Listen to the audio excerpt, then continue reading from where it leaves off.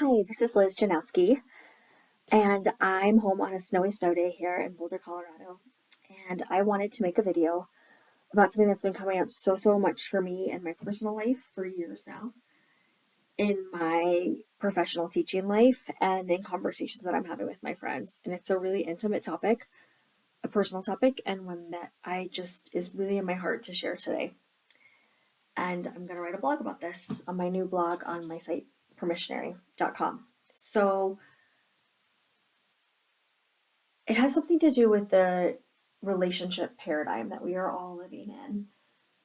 So, something I've talked about before was that I had the honor and privilege of being a graduate student for many years. And in the program that I was in, we read many sociology texts. And one of the things through that and through the many years that I spent reading mythology and history books that I came to understand, and through I've come to understand just as being a human being, is that the paradigm of community that we're living in as human beings is something that we've never really done before.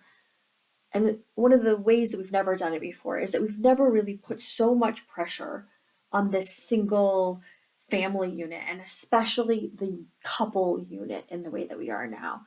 The way that we've created coupledom, and especially the paradigm and the idea of romantic love and of this romantic partnership to fulfill so many needs, is something that's never really been tested out in the way that it has. Even the very idea of romantic love, or the idea that you'll find this one person and they'll fulfill so many of your emotional needs as lover, as best friend, as Netflix viewing partner, as co-parent to your children, maybe as work partner, as travel buddy, as financial supporter, as intellectual thought partner, is such a crazy amount of expectations for one person that it's no wonder that it's so difficult to find someone that would fulfill all these needs, and that there's so many unsatisfying partnerships. And I can tell you from my very subjective life experience that I don't know a single person who's completely happy in their partnership, um, including myself. I don't know a single person who's completely happy all the time in their partnership. And I think part of that is because we are not living in partnership in a way that is sustainable. We just are not. And part of that is because we are meant to live in partnership. We are meant to live in familyship. We are meant to live in the way that we set up our families, our partnerships, the way we set up our systems in a much larger community setting than the way we are doing it. We are meant to live in community groups, in much larger family community groups in the way that we do. What I mean by that is that we are meant to live in ways that you are meant to share tasks and duties, often in gendered ways. And I realize that gender is a construction, possibly a meaningless construction, but we are meant to sort of share tasks. For example, you are meant to share child raising duties with other women, or it may be in a less, gendered kind of way. You're meant to share child raising tasks with other people who are in child raising kind of scenarios, right? You're meant to maybe make dinner for several other children who are around, right? You're meant to share child care tasks. Say, for example, this snow day we're having today. Instead of me in my home just taking care of my two children, maybe I'm taking care of the 8 other children who are around. So some other parent can go off and do other things, right?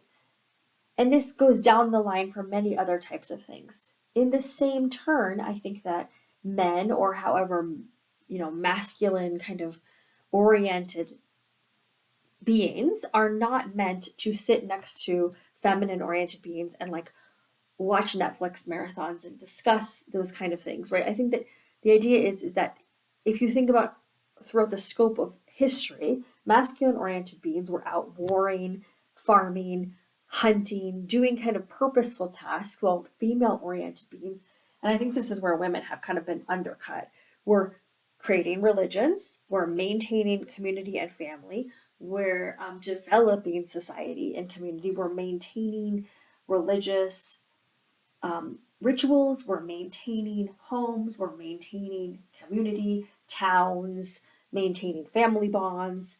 while men would come back with resources, come back to impregnate women, come back to bring resources, to protect community, to participate in ritualistic ceremonies, and then to go off and do these sort of purposeful tasks again.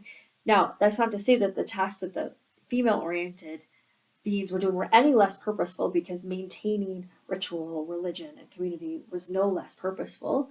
It was just something that was done in maybe more of a singular location, or if you were kind of a nomadic society, something that was done maybe in a group that kind of wandered in a bit slower capacity, or did things that were more oriented to the task of caring for children, older people, or just doing these kind of more caregiving tasks.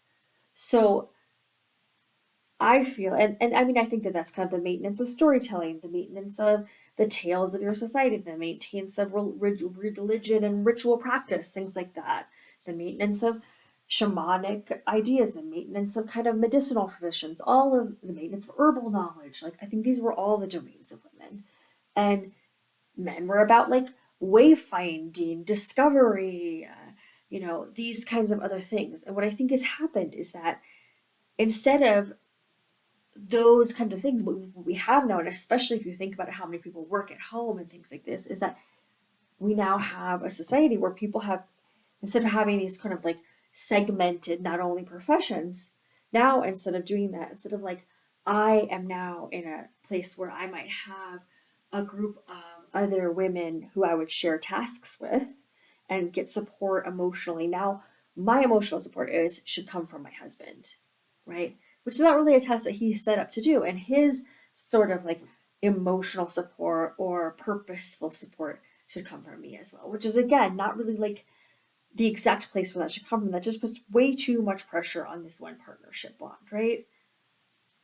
And I think in the classic world of polarity, which is also something that I have some issues with, because polarity would say that the masculine's number one goal is freedom, and the feminine's number one goal is presence, right?